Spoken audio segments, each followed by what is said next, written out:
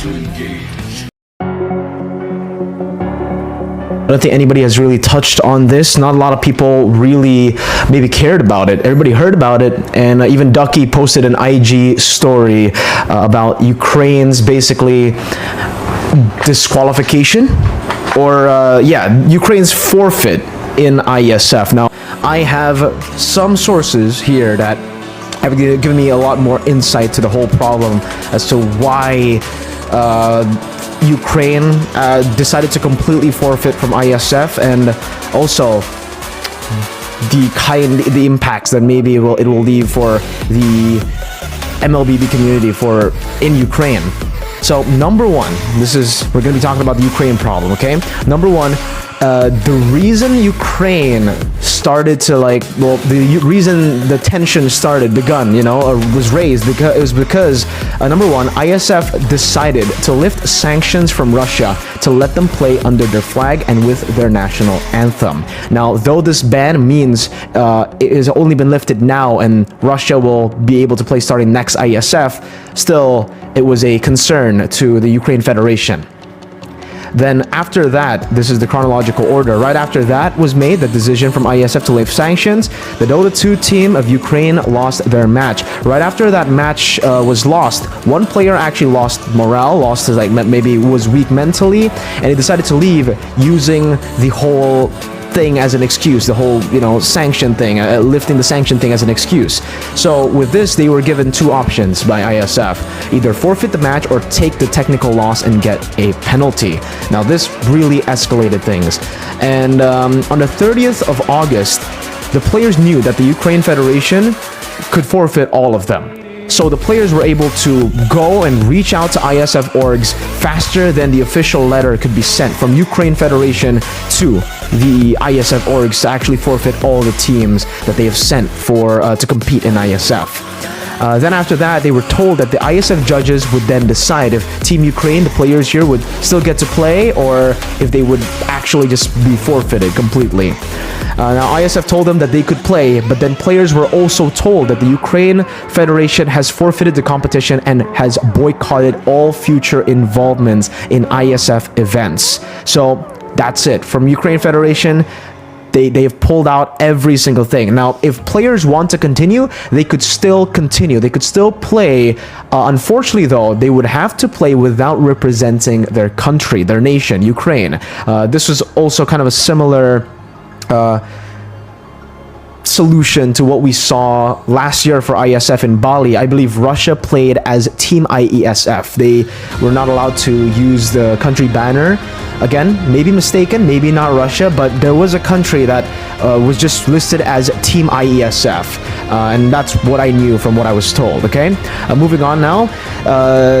Then the players were told again, though, because, okay, they were said, you know what, if you want to play, you can play, but you cannot represent Ukraine. But right after that, the players were told again that because Iesf, quote-unquote, supports Russia because they've lifted the sanction, only time would tell as to when Iesf would be added in the list of organizations that sponsors terrorism according to the Ukraine Federation. Because according to the Ukraine Federation, Russia is a terrorist state. So if you let Russia play, then automatically you may be added into a list of organization or tournaments that sponsors terrorism. So then right after that, right, what this means is even if the players, let's say, play and represent themselves as Team Iesf, not represent Ukraine, even if they just represent themselves, they would still be considered a sponsor to Iesf. And again, only time will tell as to when Iesf will be listed in that organization that sponsor terrorism, that sponsor Russia, right? So there's a high probability if they play and continue, even if they represent themselves, that these players might actually go to jail when they go back to Ukraine for playing in a tournament that sponsors terrorism, right? So that's already a big, holy moly, I don't know where this is gonna go. And so for the players here, unfortunately, there's also a lot of I'm gonna be completely honest with you, not a big guy on the politics here, don't actually know exactly what's going on. So don't know exactly how Russia and Ukraine are interacting with each other. I believe they are still at war right now, but this is very crazy to hear, honestly, for an esports tournament. I can kind of understand with, you know, the tensions being where it is right now in the world, but this is my honest take before we move on with the story. Politics and football or sports and esports shouldn't really be correlated, in my opinion, right? Because it's two completely different things. I think these players should still be able to compete, should still be able to represent their nations, their countries, and because for me, I think it would be a very good show of display, especially for Ukraine. Before they got forfeited, before Ukraine forfeited, they were actually having a pretty good performance in the group stages. They actually almost beat Team Philippines, and I think the people who are watching right now, all the Mirko and obviously like the Filipinos, the Indonesians, everybody, Cambodians, and you know, all my viewers, if you watch that match, you could say as well that Ukraine had potential. There was a lot of potential for this Ukraine team to maybe even move forward. I can't talk about the other games because I don't follow the other games. I only follow the MLBB one, but it could have been maybe a show to the world that, you know, despite going through this war, despite going through a lot of struggles as a country, the esports scene is still alive. The MLBB scene here is still great, and it's developing despite all the struggles. But unfortunately, because of this, there is even more bad news that I will be talking about here. So Iesf and MCC, these are MCC is basically the qualifier for M5 for the CIS region. So Iesf and MCC, these are the only two tournaments for Mobile Legends Bang Bang in Ukraine. And because both of these tournaments involve Russia in in the region battle to qualify or to join in, the Ukraine Federation will not let players play in both these events. So I quote from my source here.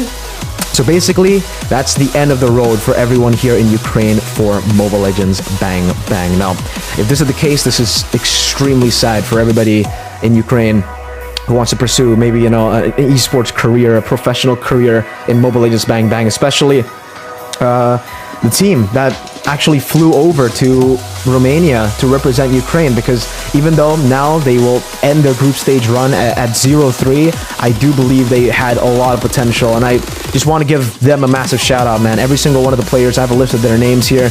Defender, I've seen this guy for a long time. He was also part of the Navi back then that represented the CIS region in M3. We had Vlados Poltos, Sensei, Smetana, Zoom, and their substitute Antares. Also going to give a massive shout out to the staffs here. Doval as the coach, I believe, and Husky Lur as the analyst. So there you go, guys. Also the assistant coach is Bini Hits Diff. So massive shout out to all the Ukrainian players, man. At this point, I don't even know what to say. It's such a horrible thing, in my opinion, right? The fact that these players, their careers, and maybe all their efforts throughout the last 2 or 3 years or even longer to try to make it to the international scene in Ukraine for Mobile Legends Bang Bang, where it's still very much in its baby steps, in its baby phase, where it's still growing, they're still getting some new players, they're still evolving. It's very sad that, again, this might actually be the end of the road for everyone in Ukraine for Mobile Legends Bang Bang. This is the full explanation that I got from my sources, and yeah, for me it's just very, very sad. Let me know if you guys agree with my opinion, if politics and esports sports should just be completely separated, because again, these players, I think, deserve better, man. But because of the tensions, I don't even know myself. I can't really talk about it myself that much, because hey, it's the way things are right now. The world is a very, very shitty place right now.